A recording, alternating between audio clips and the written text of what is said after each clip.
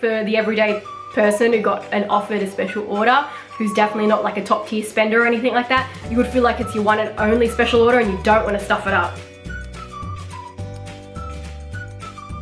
Hi guys, welcome back to my channel. So this is actually going to be part 2 of all the questions and answers that I have from Hermes related questions I've been asked on Instagram and through YouTube comments, all the ones I could kind of remember because this is the first time I'm sort of starting the series, if you guys liked it of course, but I decided to split it into 2 parts because I felt that the video was too long. So first and foremost, if you love luxury videos and you aren't already subscribed to my channel, then I would love if you would hit that subscribe button below and also the bell so you can be notified when I upload new videos, which is twice a week on a Wednesday and on a weekend. So if you haven't seen part 1, then I suggest you definitely go ahead and watch part 1 so you can see all the questions and answers, and I'll put the link in the description bar down below. But otherwise, this is part 2, so let's get to the questions and answers. Okay, another question, Raton or, so that's Raton, or Cellular. I'd say that this is probably the only thing I can have that's comparable because it's essentially, it's Cellular because it's outside stitch. So Raton or Cellular Kelly. Outside stitch means that it's stitched on the outside. Inside stitch means that they stitch it, like they stitch it on the outside, but then they turn it inside out to get it in that Raton shape. Between either of them, I feel like the Cellular is more of a classic kind of Kelly shape. It gives like that more classic Kelly shape. However, when it comes to actual usability, versatility, I feel like the Raton wins because the Raton can be used, even though like this is arguable, you could use a Cellular on any occasion as well, but I just feel when it comes to ease and no matter what, it just works, the Raton wins because the Raton can still be used to go out of an evening. It's a Kelly bag, top tier handbag, I've said it before. It's really, a Birkin, Kelly or Constance has its place no matter what at any kind of evening event, doesn't matter the size. So I feel like, yeah, Raton is effortless. You can wear it casually as well with jeans and t-shirt and it really just looks casual, but then at the same time you can also dress it up with, you know, a black dress or whatever, anything, any kind of dressy outfit, you can wear the Raton as well and it still looks very elegant and classy. Whereas the Cellular, on the other hand, in the normal Kelly style, if it had the top handle, sometimes you can dress casual, you can wear jeans and a t-shirt, and then you put on the Cellular bag and you might feel that little bit more dressed up than what you would if you were using the Raton bag. That's just truth be told. Of course, the Cellular can be used casually, no doubt about it. It's just that, you know, how it actually looks, the Cellular just looks that more dressy. So you might feel that little bit more dressy. Or you might be wearing track pants and a shirt and you need to go to the grocery store and you want to use your Kelly bag. But I can tell you that if you probably wore track pants, shorts, like track pants, a shirt and joggers in your Kelly Cellular, you might feel a bit dressy but a bit awkward in track pants and a shirt. Whereas you probably would feel totally fine in the Raton Kelly. It would just work. That's just, yeah, that's my personal opinion. You do you, whatever you feel comfortable in. I just feel like value for money, if you're only going to get one Kelly bag, I feel like the Raton wins in that regards. But the Cellular Kelly is absolutely totally beautiful and I really would like to have another Cellular Kelly bag in my collection. Okay, next question. Constance 24 versus Constance 18. So I don't have a Constance 18, but I do have a mini Ruly, which is slightly a little bit bigger in the depth sort of thing, but the same width along here anyway. So yeah, mini Ruly versus Constance 24. We're gonna do that, and we're gonna pretend this is a Constance 18. I think, personally, I think the Constance 18 is the better option because you can actually carry the bag crossbody if you are petite or if you are, I don't know, I think probably maximum would be around about say 5'5" maybe. Anything more than that, you might sit up a bit too high for your liking. It also depends on body size as well, but for me, based on my personal experience, because I did own a Constance 18, I think the Constance 18 is the better bag because of the crossbody capability, even though it fits less. This fits more. However, the only thing is that it's, when you wear a crossbody, it does sit up higher, but the capacity of the Constance 24 is ideal. You don't have to, like, you know, minimize everything, whereas the Constance 18 is a much smaller bag. So yeah, I'll show you anyway the capacity inside. So that is the Constance 24 capacity, and as you can see, yeah, it's just a bigger bag, so it fits pretty much everything that you need. You'll be able to fit in the Constance 24. And this is the capacity of the Constance 18, but bear in mind this is actually a wider bag. The Constance 18 is that little bit smaller sort of thing. So yeah, this is kind of somewhat comparable, but this is definitely a bigger bag than the Constance 18. However, yeah, it's still a small bag regardlessly, but just so you can kind of get an idea, it's pretty much a case of like card holder, hand sanitizer, phone, lip balm, pack of tissues, your keys, and that's it. Yeah, nothing really much extra. You wouldn't be able to use like a bigger size zippy wallet. It would have to be a very flat card holder. I think I've only got around about 7 questions left. The next one is actually about my new Birkin 18, and someone asked if I can actually wear this bag crossbody with one of the Hermes straps. I do have like the Kelly bag strap, but I'm just using this bag strap as an example. This is the one that I got from In a Bag shop. I'll link their Instagram down below, but pretty much they're like the Hermes strap. Obviously they're not the same, but they're still similar somewhat. You customize the leather tab for whatever color you want, and then they've got different kind of clips. I chose the clip that is more similar to the Hermes one. It's not the same hardware though by any means, but you can clip the strap onto the Birkin 18. However, I don't feel as though it will work crossbody, and the reason that I say that is because let me just show you where I clip it on. So for me, I have like the lock just coming through here, and then I would just clip it onto just one of the clips here. So yeah, you got two, sorry, one of the like buckle things.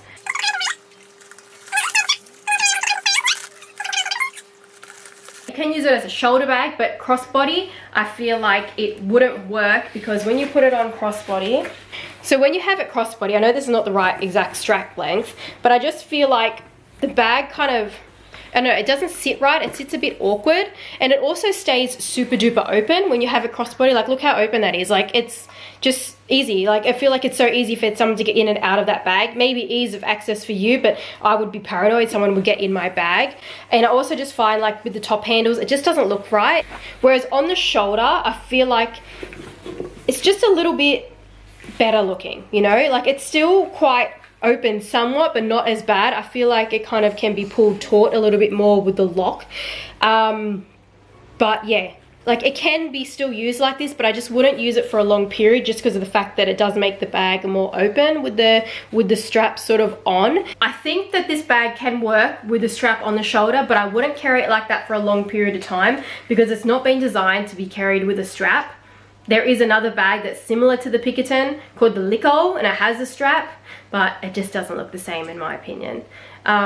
Yeah, it doesn't look right. I don't really like that bag, to be honest. But yeah, I feel like this can work with the shoulder strap just for short periods though. I really wouldn't carry it on the shoulder strap for a long period of time. You know, if you say need to be hands-free for maybe like about 10 minutes, then fair enough, that's okay. But I would be wary about having too much inside the bag if you are going to carry it on the shoulder strap. You can pull this strap over to kind of how it's supposed to be, but if you were to pull this strap over to sort of a lock to create like a shorter opening, you would find that if you were to put the strap on, there would be far less room for the actual clip to go onto the actual buckle if you were to do that with the strap. So that's why there's two buckles. You're supposed to weave the leather back through, but you would find that there's far less space for you to actually put this clip on. And if you still manage to put the clip on with that little bit of space, you would definitely be rubbing on the leather, potentially damaging the glazing. Another question that I got about kind of related to my Birkin 18 was, I have no sales associate and no purchase history yet. Do you think I'll be able to get my hands on a Neutral Itupi gold hardware Birkin 18? I think this is really very much dependent upon where you live. I know particularly in Australia, the process to actually get that would be, you either want a spending history, so that way you can express to your sales associate that you want a wait list for the bag, or express that you're interested. That's usually generally how it will work in Australia. Otherwise, you can also with some of the stores in Australia, particularly not really so much the one that I shop at, because there's just such an insane demand, but some of the other states where it's more like a tourist location, or like, you know, and obviously with the pandemic there's no tourists at the moment, that kind of thing. Like in Queensland, you can call up the store and ask to wait list, and they will put you on the wait list, and you will actually very likely get the bag. I do know of someone that managed to get a Pinkerton 18 with in black with gold hardware from a Queensland boutique. But if you are in like the United States, you pretty much, yeah, same thing. You probably just have to call up and wait list for one, speak to any sales associate and ask to wait list for one. However, when you are going in, like when you are expressing to wait list, they kind of want you to have some kind of purchase history. They kind of want that, but it's discretional as well. They can actually genuinely put you on the wait list with no purchase history whatsoever, no profile, but they may not want to if they've already got people waitlisting that have some kind of purchase history. So I think when it comes to getting the Pinkerton 18, especially in gold hardware, because it is much harder to come by in gold hardware, it's much more sought after, especially in the neutral colors, I think it's best to actually go to the store, just pick up something small, you know, a twilly, a perfume, perhaps. Perfumes are like, they start from around about like $100 Australian, you know, other countries are, you know, kind of equivalent. Pick up something and then express, do you have a wait list for the Pinkerton 18? I'm looking for a neutral and gold hardware. At least then you have kind of some kind of purchase history, and you're at least beginning the relationship with a sales associate too. That would be my advice, that you could do that. But also try online, try the online store. They pop up on the online store, and then you can just add to cart and get it if you're quick enough. That's the only other problem, is if you're quick enough when it comes to the online store. But yeah, that would be my advice. Otherwise, like palladium hardware, seasonal colors, you might have an easier time just calling up and waitlisting for it. But not really, actually. I mean, the neutrals tend to always, like, they're always coming, they're always being made, whereas seasonal are seasonal. Like, it means that they're not always being made.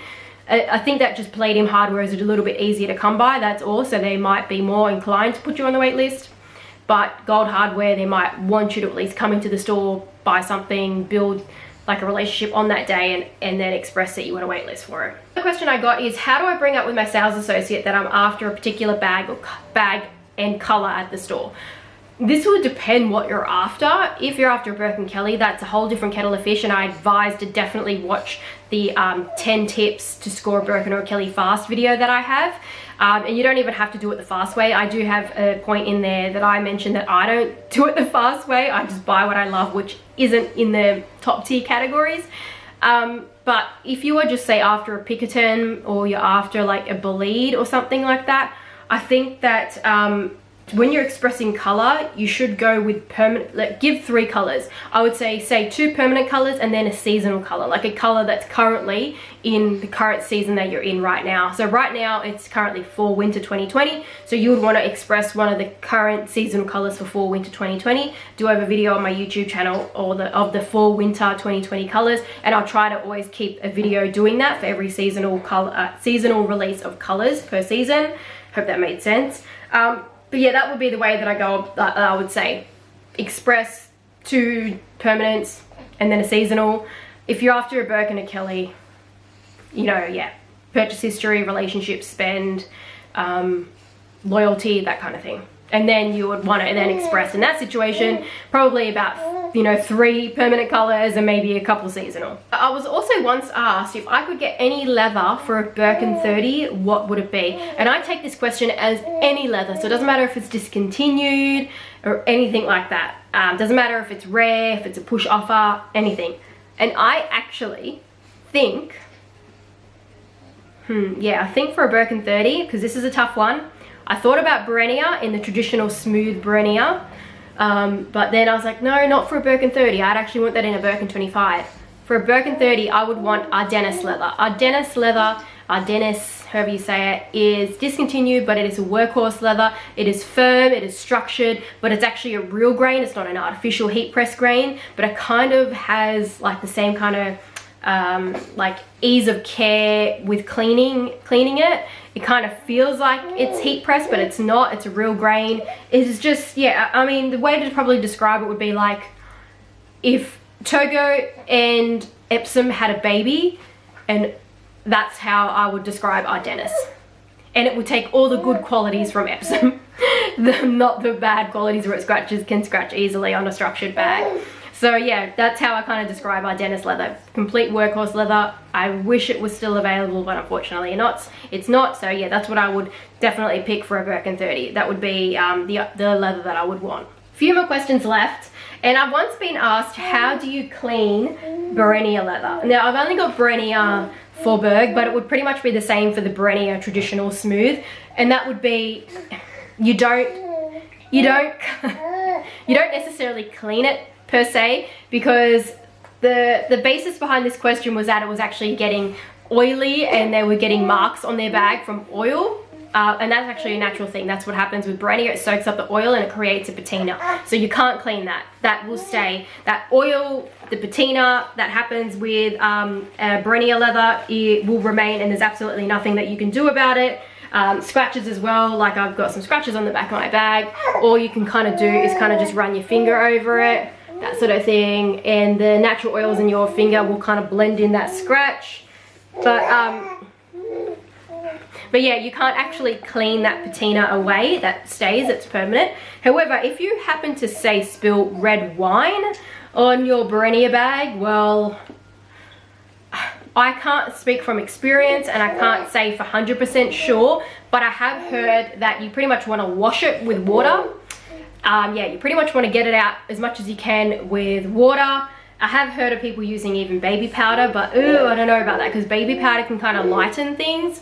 But yeah, it's okay. Like if you got something on it like that was disastrous and really could damage the leather, it would be okay to like clear it off with water and get like a damp cloth and kind of wipe it down, that sort of thing, and dry it and like that. Water on Berenia does behave differently than what it can do on other leathers. The thing with water is you don't want it to sit on the bag. You don't want to like put a puddle of water and let it sit there so it blisters. It kind of has to be a very wipe and dry. You just don't want the water to have the chance to soak in, and you definitely don't want to be like super duper soaking the bag with water either. Yeah, that's the only advice I can kind of really give, because Berenia is an unfinished leather, and that's why it is more tricky than, say, cleaning the bags of like your Togo, your Epsom, your Swift and that kind of thing. This can just soak up everything because it's an unfinished leather. There's no like polish over the top to kind of create any kind of barrier. The best way I can kind of describe it is a car. So with your car, you have I can't remember the exact microns. I think it might be about, okay, you got your paint of your car, and then there's around about 4 millimeters of clear top coat. And that's kind of how like I would describe it with finished leathers, like your Togo and your Swift, and that is that there is like a top coat, like a finish over the top that helps to create somewhat some kind of resistance and barrier. Berenia, on the other hand, doesn't have that. It doesn't have that kind of like, it has some kind of top coat, but not like a sealing top coat, not like that that fresh top coat of shellac, the gloss that you know, the clear polish you do on top of nails. I'm not a nail person, so I think I'll go back to cars. So yeah, it's not relatable to that kind of clear top coat. It's more just like a glaze, a spritzed glaze. That's maybe what unfinished leather sort of has. Like it has like a semi polish rather than like a coat of polish. That kind of makes any sense. And yeah, and that's essentially why unfinished leathers would just soak up everything. They create their own character based on the elements around them, how you treat the bag, how you handle the bag, and all that sort of thing. So yeah, I don't think that really answered the question all that much, but if you're thinking about Berenia leather, at least it kind of gives you an idea that it's definitely not for the faint-hearted, and it's not for the kind of person that really wants to baby their bags, or for the kind of person that just is the kind of person that when something happens to it, they freak out and they take it right to Hermes, and then, you know, like say they get a little bit of color transfer. If you're that kind of person that once you get a bit of color transfer in your bag, you're freaking out, you're sending it to a bag spa, then Berenia is definitely not the kind of leather for you. This is actually a statement rather than a question, and the statement is, the Hermes relationship matters more than what you actually spend. That was the statement. And I do agree that the relationship with your sales associate matters more than what you're actually spending. Yes, it definitely does. But what I want to say about that is not everyone gets an Hermes fairy, okay? When the relationship does matter more than spend, but not all of us end up with the sales associate that has that perfect relationship, that perfect click, where it's not just about what you spend, it's about how you guys get along and that sort of thing. Not all of us end up with what I call an Hermes fairy. I believe that in my journey of my 5 sales associates, I had two Hermes fairies. The rest have just like great relationships still with the other ones, got along with them, you know, wasn't awkward or anything. We got along, had a good chat, that sort of thing. But I just didn't feel like they were my Hermes fairy. And I feel like when you'll know the difference, you will know the difference. Usually you'll know the difference when it's not your first bag, when it's like your second bag and you find that it's, you know, you're not having to spend more than 1-to-1 and all that kind of thing. Like, I feel like that's when you know you've got a fairy, is that, or I don't know. It's hard, it's kind of, because when I think of these situations in my head, when I think of people that say, oh, my Hermes fairy, my H fairy called me, you know how much those ladies spent? They spent like 1-to-1 the cost of the bag on fine jewelry and homewares only. So I feel like that can't, like, maybe it's your Hermes fairy because you spent in those top tier categories. Maybe that's why. Perhaps spend only on small leather goods like Calvi's, Bastier's, Twilly's, shoes, and that's it. And then see, and Rodeos, and then see if that's your Hermes fairy. I feel like that's the only way you can really pass the judgment. And that's how I kind of feel like I did have two Hermes fairies before, because, well, maybe my first, I don't know, because it was my first score. So even my second, all right, my second one, she wasn't even the person that I spent the most with. She came in towards the end. She was my 3rd sales associate, and I only spent like about $4,000 to $6,000 with her, and this was going to be my second score. And I just feel like we had a fantastic relationship. Honestly, I think right now I want to move state, just so, not so I can just shop with her, just so I can chat with her, because she had a mother who grew up loving Hermes, so she grew up loving Hermes, and we just had a fantastic relationship. We would be the kind of people that would just be friends beyond the Hermes boutique. But yeah, she was the one that actually offered me the Birkin 30 in a tube with gold hardware. So I would say she was definitely a Hermes fairy, because I didn't have to spend what typically people have to spend with her. But I did, technically overall, I spent a lot of money. Like I spent like 20,000, but just not that 20,000 directly with her. I'd spent it with other sales associates because my sales associates had left or got a promotion.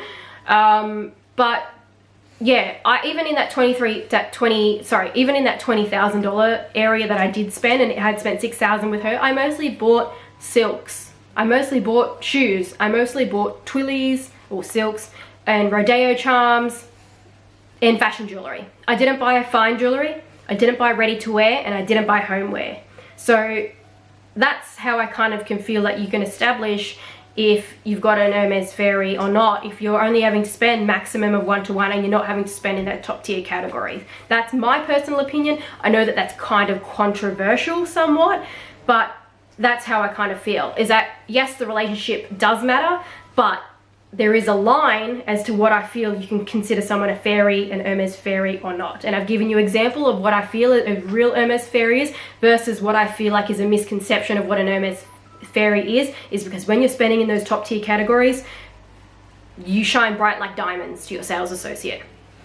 That's just truth. And for those of us who don't have an Hermes fairy, you just tend to follow the due process. And that is, you know, it's loyalty, shopping, you know, just shopping what you love. Say if it's not in those top tier categories, like whereas me, I don't tend to shop in the top tier categories. It's mostly leather goods, the silks, the shoes, fashion jewelry. It just takes time. Waiting, time. Yeah, the offers will come, of course. First bag is always going to be different than second, third, and fourth. But yeah, I feel like that's a very long-winded answer, but it is a very complicated statement because there is complexities to it based on what I know from experience and what I know from seeing and speaking to people, that it isn't so straight cut, clear.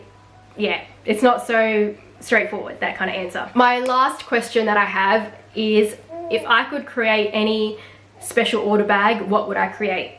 So a la carte, however you say it. I only speak English in this household, I don't speak French, so I butcher everything.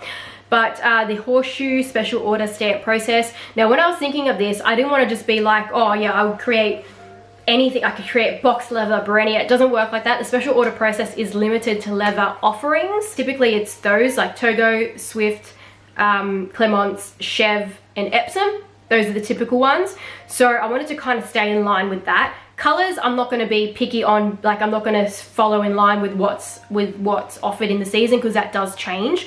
But there are colors that aren't offered on all leathers. So like say for example, Rose Sakura is not on Epsom, it's not on Togo, it's not on Clemence, it's not on Evercolor, it's on Chev, it's on, and even then it's not always in the special order offerings on Chev.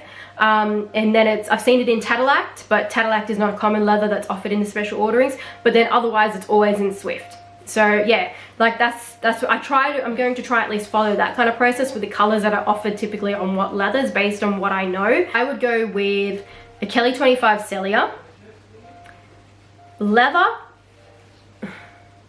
I would go with, this is so tricky.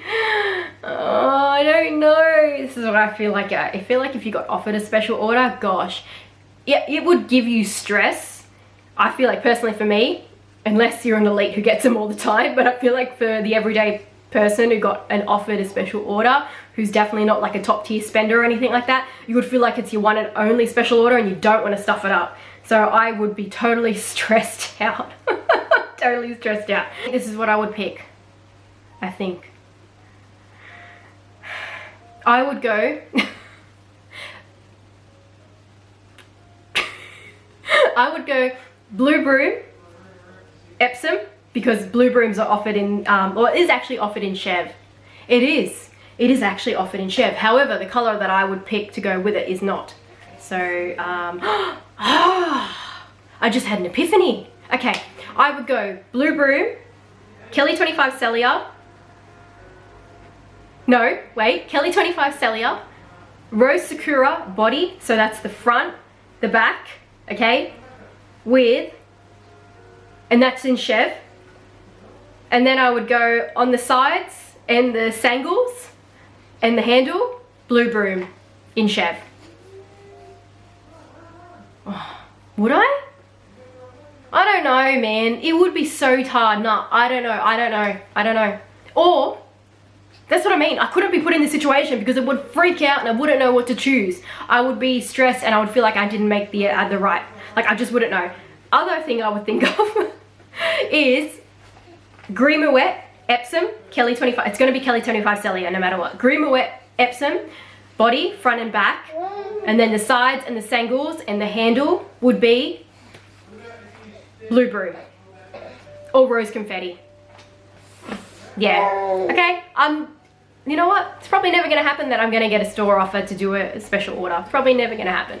If it happens, well, I'm gonna have many sleepless nights, or sleepless night if I go the next day, or, and then anxiety until the bag comes, freaking out, did I choose right? You know what, I'm glad I'm not in that situation right now, because I definitely do not need to have a newborn and be thinking about doing a special order. But yeah, I didn't answer that question. I gave you 3 options because I just totally could not decide. And you know what, I don't have to decide because I don't have to do a special order. That's it for part 2. Please continue to put your questions down below, and hopefully I can do another one of these videos again, and perhaps I can get a bit of a gauge for how long I'm going to have each of the videos. But yeah, if you like this video, give it a thumbs up, put your questions down below, and I'll see you guys in another video. Bye!